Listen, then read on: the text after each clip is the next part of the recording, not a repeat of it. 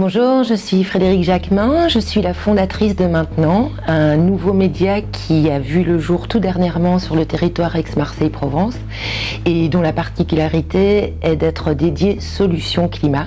Et le constat était que la plupart des personnes avaient envie d'agir, n'avaient pas forcément des solutions sur la main et que de grands concepts du réchauffement climatique restaient encore incompris pour beaucoup de personnes. Donc la vocation de Maintenant, c'est vraiment d'aborder en fait tous ces grands enjeux climatiques depuis l'angle local, celui du territoire Aix-Marseille, tout simplement parce que pour se sentir concerné, il faut nous parler de ce qu'on connaît. Et c'est de cette manière-là qu'on peut se saisir de solutions et que l'on peut en fait s'impliquer de façon consciente pour le climat. Donc le marché de Maintenant, c'est un magazine trimestriel qui s'adresse autant aux particuliers, consommateurs, consommatrices qu'on est tous, qu'aux entreprises qui sont très attendues dans la transition écologique, qu'aux acteurs institutionnels et politiques, en mettant par exemple en avant des modèles inspirants qui sont déployés dans d'autres villes de France, en Europe ou dans l'Hexagone, de façon à ce que chacun ait la possibilité de pouvoir s'en saisir et d'agir à son échelle. En fait, c'est le premier média entièrement dédié aux solutions climat sur le territoire Aix-Marseille, dont la particularité est de mettre aussi en avant les nombreux acteurs locaux qui sont engagés dans ces démarches climatiques et environnementales.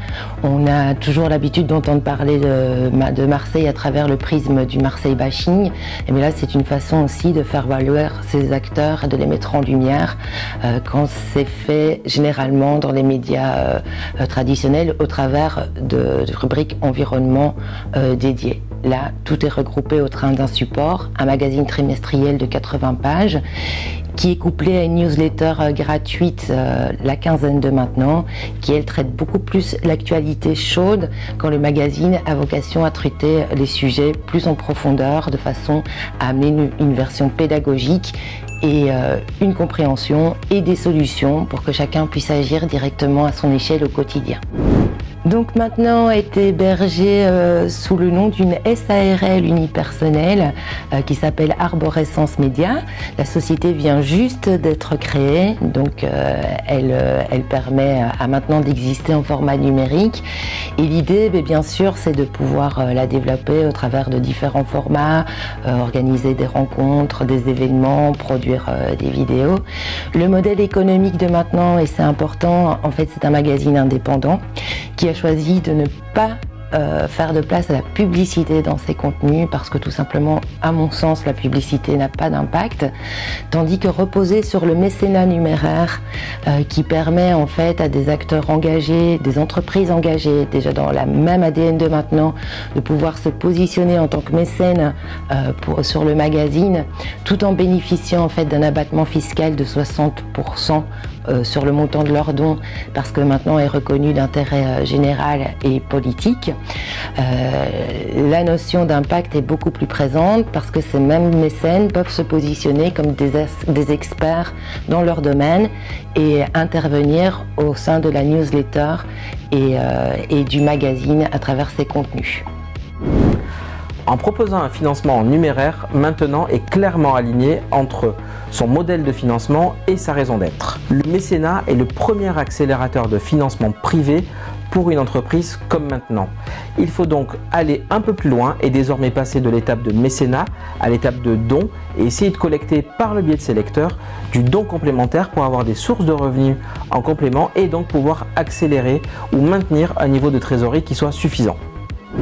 Alors la question à Mathieu, elle concerne justement cette démarche de mécénat numéraire et je voulais savoir quel regard vous pouviez porter là-dessus et surtout si vous aviez des conseils d'approche pour aller sensibiliser les entreprises, les acteurs, les partenaires divers qui pourraient être intéressés pour se positionner dans l'engagement et soutenir un média local indépendant à travers ce modèle économique.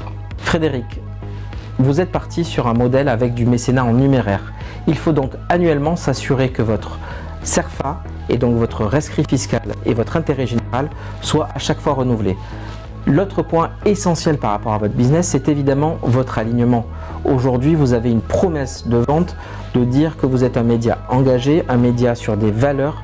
Et donc derrière, dans la collecte et dans vos clients, il faut impérativement être aligné entre votre promesse et la réalisation.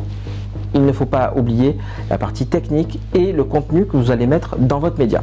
N'oubliez pas qu'être un média local veut forcément dire connaître son territoire. Connaître son territoire, ça veut dire connaître les associations, les incubateurs, les autres médias qui peuvent être des partenaires, mais aussi les entreprises de toute taille qui ont aussi des super projets qui n'attendent qu'une chose, un média qui va pouvoir retranscrire le bien fondé et le bien-être qu'ils veulent faire autour d'eux. Les entreprises et leurs collaborateurs ont un besoin de sens. Maintenant est une des réponses qui permet de faire savoir et de développer une identité et surtout un rapprochement entre les projets, les entreprises et les donateurs. Si vous avez une question ou un besoin d'accompagnement sur votre projet, n'hésitez pas à contacter Crofi Correct.